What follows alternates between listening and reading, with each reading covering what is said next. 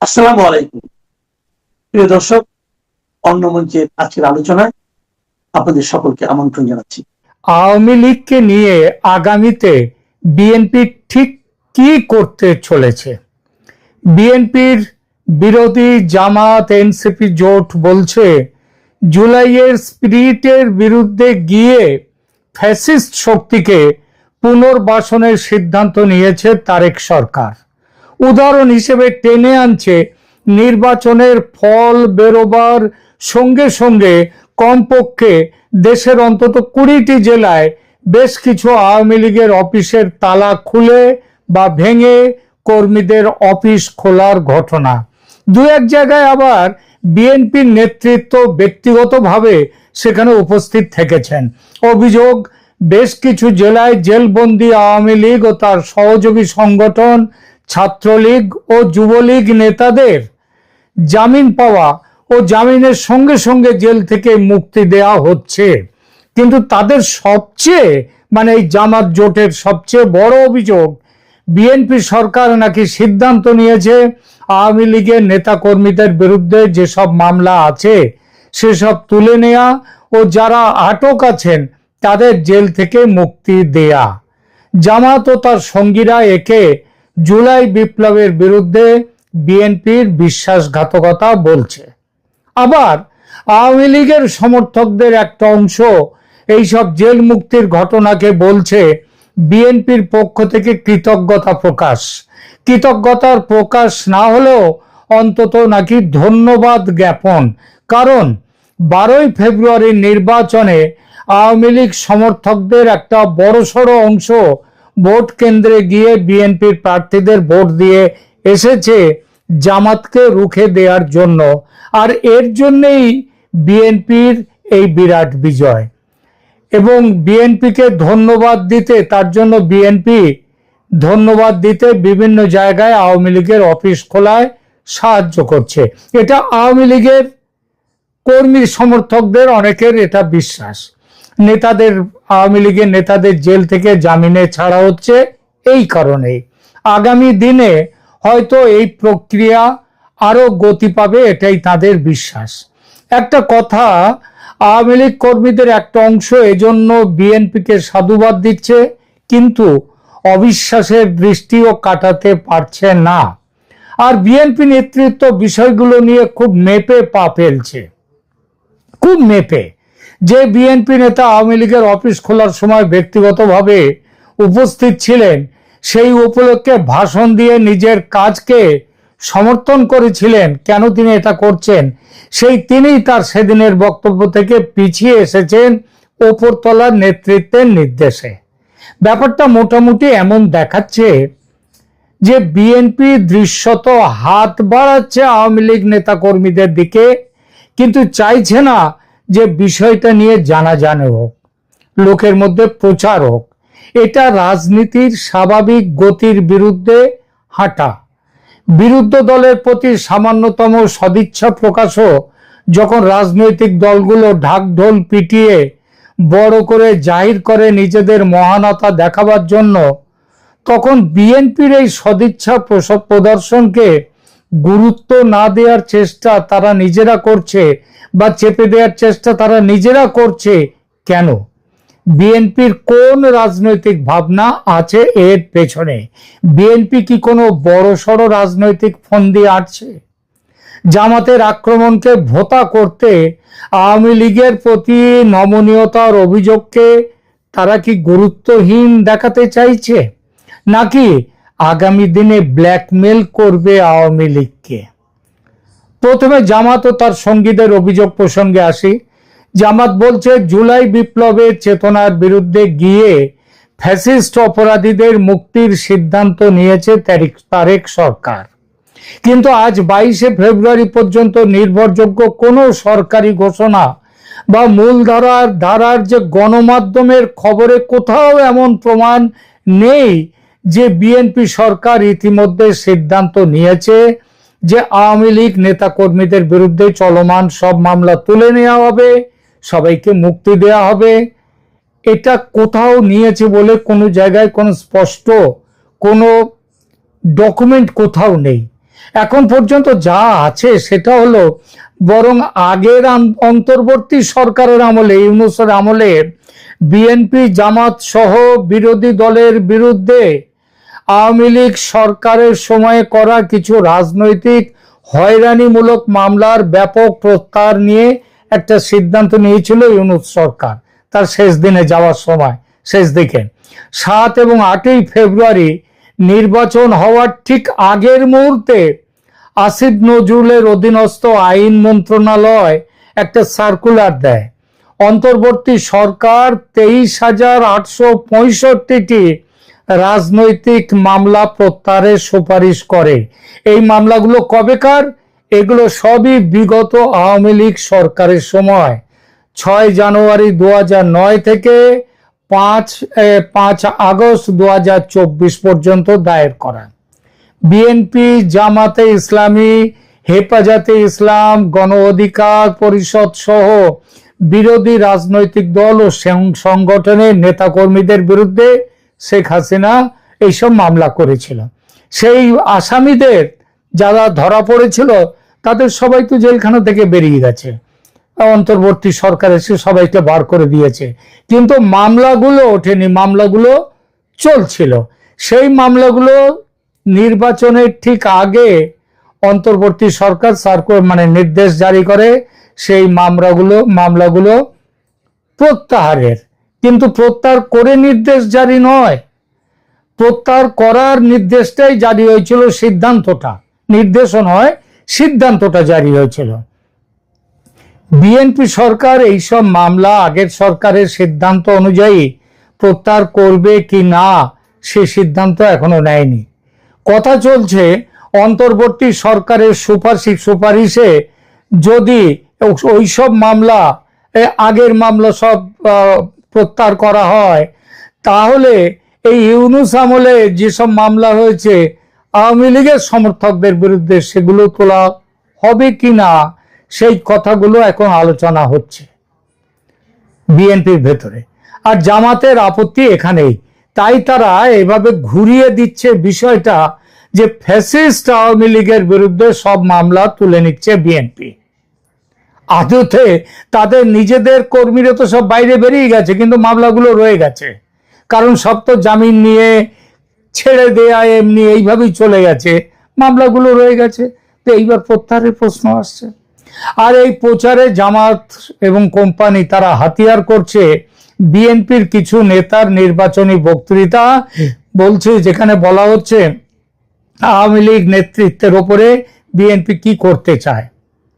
নির্বাচনের আগে বিএনপি মহাসচিব মির্জা ফখরুল ইসলাম আলমগীর একাধিকবার বলেছেন যে বিএনপি প্রতিশোধের রাজনীতি করবে না, এবং কিছু বক্তব্যে তিনি এমনও বলেন যে আওয়ামী লীগের বিরুদ্ধে যত মামলা আছে সব তুলে নেওয়া হবে, সব তুলে নেব। ঠাকুরগাঁয়ের মোহাম্মদপুর ইউনিয়নে এক মত বিনিময় সভায় তিনি বলেন, আমরা প্রতিশোধের রাজনীতি করতে চাই না, আওয়ামী লীগের মতো মামলা করতে চাই না, আমি প্রতিশ্রুতি দিচ্ছি আওয়ামী লীগের বিরুদ্ধে যত মামলা আছে সব তুলে নেব। কে বলেছিলেন? ফখরুল ইসলাম আলমগীর। এর পরপরই আবার বিভিন্ন গণমাধ্যমে বিএনপি ক্ষমতায় এলে আওয়ামী লীগের সব মামলা তুলে নেবে সরকার, এই শিরোনামে খবর ছাপা হয়। কিন্তু সেই খবর সকালে ছাপা হয়েছে, আর দিন শেষ হওয়ার আগেই বিএনপি নিজেই একটা ব্যাখ্যা দিয়ে একটা বিবৃতি দেয়। সেই একই ফখরুল ইসলাম আলমগীর বলেন তার বক্তব্যকে ভুল ব্যাখ্যা করা হয়েছে। তিনি বলেছেন, তিনি আসলে বলেছেন কিনা যে ওই ইউনিয়নের আওতায় যেসব আওয়ামী লীগ আমলে করা হয়রানিমূলক রাজনৈতিক মামলা ছিল সেগুলোই তিনি প্রত্যাহার করবেন। মানে কোন আমলে? আওয়ামী লীগের আমলে যেসব মামলাগুলো করা হয়েছিল, মানে একেবারে পুরো ঘুরিয়ে দিয়েছেন।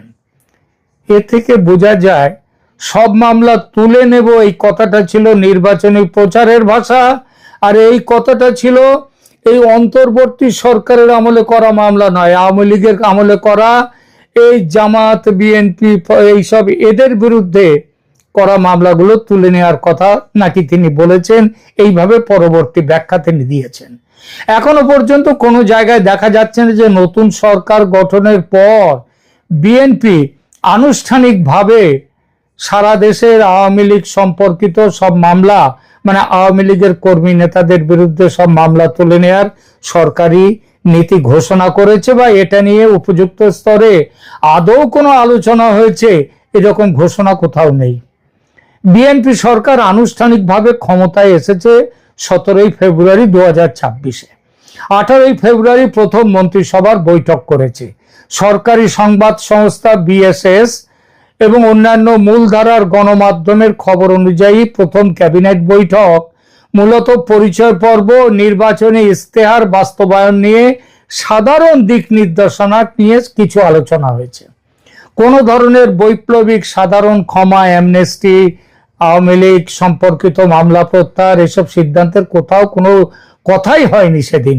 তবু বিএনপি প্রচার করছে ফ্যাসিস্ট আওয়ামী লীগের, বিএনপি না জামাত প্রচার করছে যে ফ্যাসিস্ট আওয়ামী লীগের নতুন দোসর হয়েছে বিএনপি। তারা আওয়ামী লীগের সব বন্দীদের ছেড়ে দেবে, মামলা সব তুলে নেবে। এই প্রচারে আওয়ামী লীগের নেতারা আবার কিছুটা প্রভাবিত হয়েছেন। প্রভাবিত হয়ে তারা বিশ্বাস করতে শুরু করেছেন যে বিএনপি সরকার তাদের প্রতি সহানুভূতিশীল, যে কোনো কারণে হোক, রাজনৈতিক কারণে তারা আওয়ামী লীগ নেতা কর্মীদের ওপর থেকে মামলা তুলে নেবে, জেল থেকে জামিনে ছেড়ে দেবে। এই আশা জোরদার হয়েছে বরিশাল জেলার একটা ঘটনায়। বরিশাল মেট্রোপলিটন আওয়ামী লীগের ভাইস প্রেসিডেন্ট এবং বরিশাল সদর আসনের সাবেক এমপি জেবুন্নেসা আফরোজ, বরিশাল মহানগর যুবলীগের যুগ্ম আহ্বায়ক মাহমুদুল হক খান মামুন আর বরিশাল মহানগর ছাত্রলীগের সাবেক সভাপতি ও সাবেক উপজেলা ভাইস চেয়ারম্যান জসিম উদ্দিন, এই তিনজনকে বরিশালের আদালত 17ই ফেব্রুয়ারি ছাড়া দিয়ে জামিন দিয়েছে। তিনজনই প্রায় 9 মাস ধরে বরিশাল কেন্দ্রীয় কারাগারে ছিলেন। রাজনৈতিক সহিংসতা, নাশকতা, সিটিশন কেস ইত্যাদি সরকারি কাজে বাধা করে অভিযোগের শেষ নেই। সেই সব অভিযোগে আটক ছিলেন তারা। বরিশাল অতিরিক্ত চিফ মেট্রোপলিটন ম্যাজিস্ট্রেট আদালত কেস রেকর্ড দেখে বিতর্কিত হলেও স্বাভাবিক আইনি প্রক্রিয়া অনুযায়ী এদের জামিন মঞ্জুর করে দেয়। ডিফেন্স আইনজীবীরা যুক্তি দেন, দীর্ঘ সময় রিমান্ড বা জেলে রয়েছে তারা, তদন্তে কোনো অগ্রগতি নেই, চার্জশিট নেই, এদের সবারই স্থায়ী ঠিকানা আছে ইত্যাদি। সুতরাং এদেরকে কেন আর আটকে রাখা, এদেরকে জামিনে ছেড়ে দেয়া হোক। এই সবই হচ্ছে মামলা চলার যখন সেই সময় জামিন, অর্থাৎ তারা আইনি ভাষায় প্রভিশনাল লিবার্টি পেয়েছেন, জেল থেকে বেরিয়ে এসছেন জামিন পেয়ে। মামলা খারিজ বা বন্ধ হয়নি, সেটা কেউ বলছেও না। মানুষ যেটা বলছে যে 9 মাস তারা জামিন পাননি, এখন পেলেন। তো 9 মাসে তোর অবস্থা একেবারে আকাশ পাতাল পাল্টে যায়নি। আর অন্তর্বর্তী সরকার বিদায় নেওয়ার 3 দিনের মধ্যেই, তখনও নাই 18 তারিখে পেয়েছেন তারা, তার মধ্যে একদিনের মধ্যে একেবারে বিরাট কিছু পরিবর্তন হয়নি। তাহলে কেন তারা এখান থেকে বেরিয়ে আসতে পারলেন?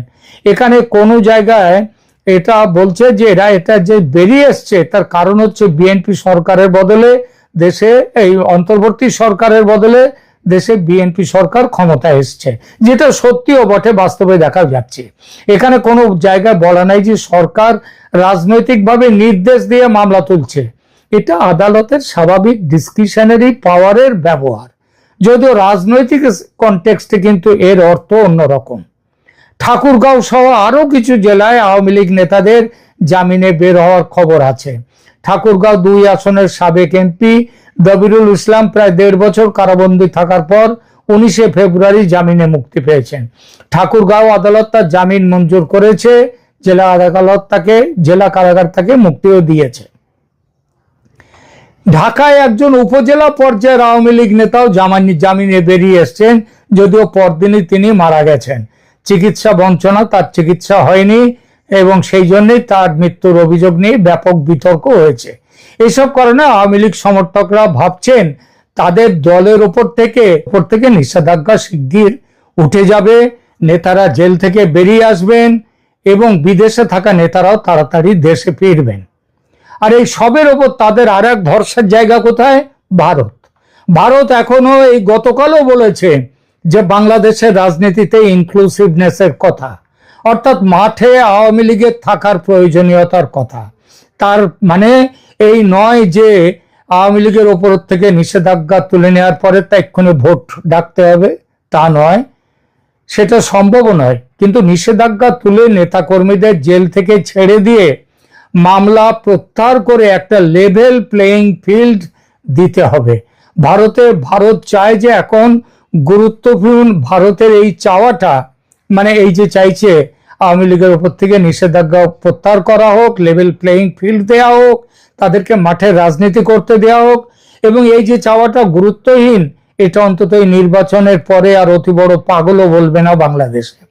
এটাও আওয়ামী লীগ সমর্থকদের বিশ্বাস জন্ম দিচ্ছে তাদের সমর্থকদের মধ্যে যে বিএনপি কিছু না কিছু করবেই এবার। কিন্তু বিএনপির মনে কি আছে? খুব জটিল প্রশ্ন। বিএনপির সমস্যাগুলো কি দেখুন, 24-এর অভ্যুত্থানে বিএনপিও পার্টনার ছিল, যদিও ছোট পার্টনার ছিল বিএনপি। বড় পার্টনার কে? বড় পার্টনার জামাত। তারপর হাসিনার পতনের পর যে নতুন সরকার, বিএনপি সেই সরকারের সঙ্গেও যুক্ত ছিল একদম প্রকাশ্যে প্রত্যক্ষভাবে। হাসিনার আমলকে ফ্যাসিস্ট বলেছে তারাও। এখন সেই আওয়ামী লীগকে এত তাড়াতাড়ি ক্লিন চিট দেওয়াটা রাজনৈতিকভাবে তারা দিতে পারে না। সেজন্যই তারা বন্দি মুক্তির ব্যাপারে ইউনূস আমলের কঠোরতা যেমন দেখাচ্ছে না, ঠিক নমনীয় করেছে জামিন দেওয়ার কাজ, নতুন মামলা দিচ্ছে না। তবে তারা এই সব কিছুর পেছনে বলছে এটা সরকারের কোনো সিদ্ধান্ত নেই, এটা এক এক কোর্টে পাবলিক প্রসিকিউটররা এক এক রকম অবস্থান নিচ্ছে, একই অপরাধে আলাদা কোর্টও আলাদা আলাদা অবস্থান নিচ্ছে তাদের নিজেদের বিচার বুদ্ধি অনুযায়ী। সরকারের এখানে কোনো রকম করণীয় নেই, সরকার কিছু নির্দেশ দেয়নি।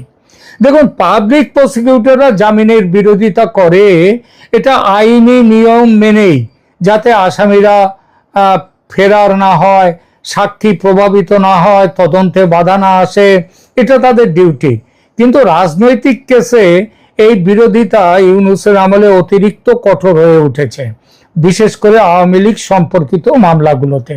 বাংলাদেশের আদালতের রেকর্ড ও সাম্প্রতিক কেস থেকে দেখা যায় প্রসিকিউটররা সাধারণত এই যুক্তিগুলো তুলে তদন্ত সময় বলেন যে সাক্ষীরা প্রভাবিত হতে পারে, অতএব এদেরকে ছেড়ে দেওয়া হবে না, কারণ এই সমস্ত এরা হচ্ছেন রাজনৈতিক বড় বড় নেতা, সুতরাং তারা বেরিয়ে এসে অনেক রকম কাজ করতে পারেন। কিন্তু মনে রাখতে হবে এসব করা সত্ত্বেও যেসব কেসে ওই এতে ছেড়ে দেওয়া হয়েছে, ইয়েতে মানে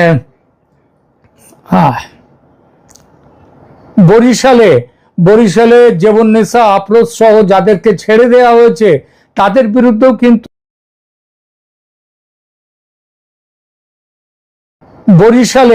বরিশালে জেবুন্নেসা আফরোজ সহ যাদেরকে ছেড়ে দেওয়া হয়েছে তাদের বিরুদ্ধেও কিন্তু সেডিশনের মামলা, বিস্ফোরক মামলা এইসব ছিল। আবার এই সেডিশনের মামলাতে আর একটা প্রসঙ্গ নিয়ে আমাদের এই প্রতিবেদন শেষ করব, যে সেখানটা হচ্ছে চিন্ময় কৃষ্ণ দাসের ব্যাপারে। চিন্ময় কৃষ্ণ দাস, তাকে এখনো আটকে রাখা হয়েছে, চিন্ময় কৃষ্ণ দাসকে, এবং সেটা এখানটায় রুটিনলি তার যে জামিনের যে সুপারিশ, জামিনের মামলাগুলো সেগুলো শোনাই হচ্ছে না। এই মামলায় তিনি 2024-এ গ্রেপ্তার, কিন্তু 2025-এর 30 এপ্রিল হাইকোর্ট থেকে তিনি জামিন পেয়েছিলেন, কিন্তু পরদিন সরকার চলে যায় চেম্বার কোর্টে এবং চেম্বার কোর্ট স্টে দিয়ে দেয়। বর্তমানে 22 ফেব্রুয়ারি পর্যন্ত তিনি চট্টগ্রাম জেলে আছেন। এর মধ্যে তার মামলা অনেকবার উঠেছে জামিনের জন্য, জামিন সববারই বাতিল হয়েছে। বললাম একবারই হাইকোর্ট তাকে দিয়ে দেয় জামিন, কিন্তু সেই জামিন চেম্বার কোর্ট বাতিল করে দেয়। তারপর বেশ কয়েকবার তার মামলা উঠেছে জামিনের জন্য, কিন্তু প্রতিবারই তার জামিন অস্বীকার করা হয়েছে এবং এখনো তার মামলায় চার্জশিট আসেনি। চার্জশিট এলে তারপর তো বিচার হবে, সেই বিচারটা চার্জশিট পেলে, চার্জশিটটা এখনো অবধি দেয়নি। এবং তারপরেও যে কথাগুলো হচ্ছে যে তাকে ফেব্রুয়ারি 2026-এর যে শেষ সপ্তাহে একবার তার জামিনের সম্ভাবনা আছে, এবং মনে করা হচ্ছে যে বাংলাদেশে এখন কোর্ট টু কোর্ট যেরকম ব্যবস্থা চলছে, এবং বিএনপি সরকারের কাছে এবার একটা চাপ এসছে, বড় চাপ। সেটা হলো যে এবারের এই ভোটে হিন্দুরা পারম্পরিকভাবে তারা আওয়ামী লীগের সমর্থক হওয়া সত্ত্বেও তাদের একটা বড় অংশ এবারের ভোটে বিএনপিকে সমর্থন দিয়েছে, এবং এই সমর্থনের কারণে হিন্দুদের দিকটা, হিন্দু সাইড দেখাটা, হিন্দুদের সুবিধা ইত্যাদি দেখাটা এই সরকারের ওপরে তার একটা দায়িত্ব এসে গেছে। সুতরাং আশা করা যাচ্ছে, এবং বিভিন্ন জায়গা থেকে যে খবর মিলছে তাতে এটা বোঝা, আমাদের মনে একটা দৃঢ় ধারণা আসছে, এর পরে যেদিন জামিনের শুনানি হবে সেদিন হয়তো চিন্ময় কৃষ্ণ দাস প্রভু তিনি জামিন পেয়ে যাবেন। এবার শেষের প্রশ্নে আসি যে বিএনপি কি করতে চাইছে, বিএনপির সামনে আগামী দিনে কোন রাস্তা রয়েছে। দেখুন, আমি আগেই বলেছি বিএনপি খুব ব্যালেন্সের খেলার ওপর দিয়ে চলছে। সেই বারের খেলা সার্কাসে হতো, যে বারের উপর দিয়ে হেঁটে যাওয়া, একটু এদিক ওদিক হয়ে গেলেই পড়ে যাবে। তো বিএনপিকে এখন সেইটা নিয়ে চলতে হচ্ছে, এইটা নিয়ে চলতে হচ্ছে। এটাও যেমন ঠিক, তেমন তাকে আওয়ামী লীগকে মাঠে নামানোর জন্যে, সেই ব্যবস্থা করার জন্য তার উপরে চাপ রয়েছে, আন্তর্জাতিক চাপ রয়েছে। সুতরাং একটা জিনিস যতই যে যাই বলুক না কেন, বিএনপি সামনাসামনি কিছু না বললেও হয়তো বিএনপি এমন কিছু করবে যার জন্যে যে বাংলাদেশে যে আওয়ামী লীগের বিরাট সংখ্যক মানুষ যারা জেলে রয়েছেন তারা বন্দি অবস্থা থেকে মুক্তি পাবেন, অন্তত জামিনে মুক্তি পাবেন, কেস চলতে থাকুক অনন্তকাল।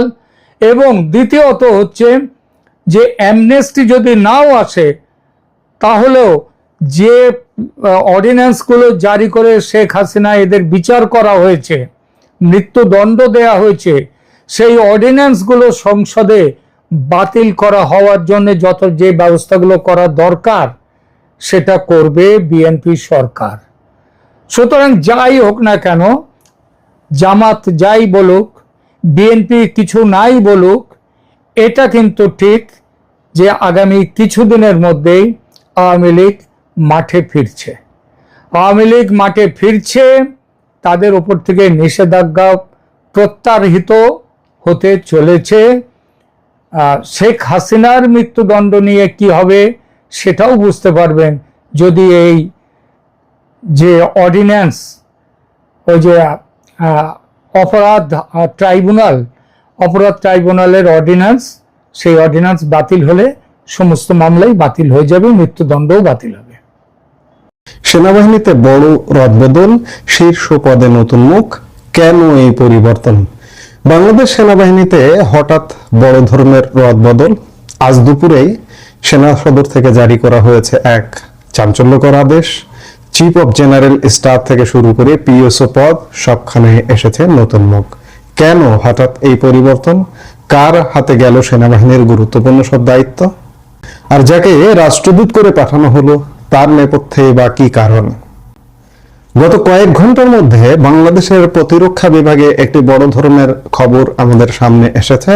প্রতিরক্ষা মন্ত্রণালয় সূত্রে নিশ্চিত হওয়া গেছে যে বাংলাদেশ সেনাবাহিনীর শীর্ষ পর্যায়ে একটি বড় ধরনের রদবদল করা হয়েছে। বাংলাদেশ সেনাবাহিনীর চিফ অফ জেনারেল স্টাফ বা সিজিএস হিসেবে নিয়োগ পেয়েছেন লেফটেন্যান্ট জেনারেল মাইনুর রহমান। এই পদটি প্রায় গত 1 মাস যাবৎ খালি ছিল। এই পদে ছিলেন লেফটেন্যান্ট জেনারেল মিজানুর রহমান শামীম। তিনি জানুয়ারি মাসে অবসরে গেছেন। অবসরে যাবার পর থেকে খালি থাকার প্রেক্ষিতে এই পদটি আজকে পূরণ করা হলো, এবং এই পদটি খালি হওয়া থেকে সেনাবাহিনীতে নানা নাটকীয় ঘটনা ছিল। এই যে আজকে যিনি পররাষ্ট্র উপদেষ্টা, কথিত আছে এগুলো যে তিনি ইউনূস সরকারের সময় জাতীয় নিরাপত্তা উপদেষ্টা ছিলেন, এবং তিনি তার পছন্দের মানুষকে এই সিজিএস পদে বসাতে চেয়েছিলেন, কিন্তু সেনা প্রধানের হস্তক্ষেপে সেটি সম্ভব হয়নি। এর মধ্যে নির্বাচন হয়ে গেল। নির্বাচনের মাত্র 5 দিনের মধ্যেই এই সিজিএস পদে পদায়ন করা হলো লেফটেন্যান্ট জেনারেল মাইনুর রহমানকে। সিজিএস পদটি সেনাবাহিনীর জন্য একটি অত্যন্ত গুরুত্বপূর্ণ। এটি সেনাপ্রধানের ঠিক পরেই অত্যন্ত প্রভাবশালী একটি পদ। এই পদ থেকে সেনাবাহিনীর বাজেট থেকে শুরু করে নানা রকম নীতি নির্ধারণী বিষয়গুলো দেখা হয় এই পদে যিনি দায়িত্বে আছেন তিনি।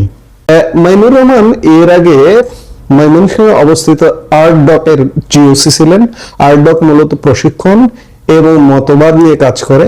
মাইনুর রহমানের এই অভিজ্ঞতা এখন সরাসরি সেনা সদরের অপারেশনাল নীতি নির্ধারণে কাজে আসবে।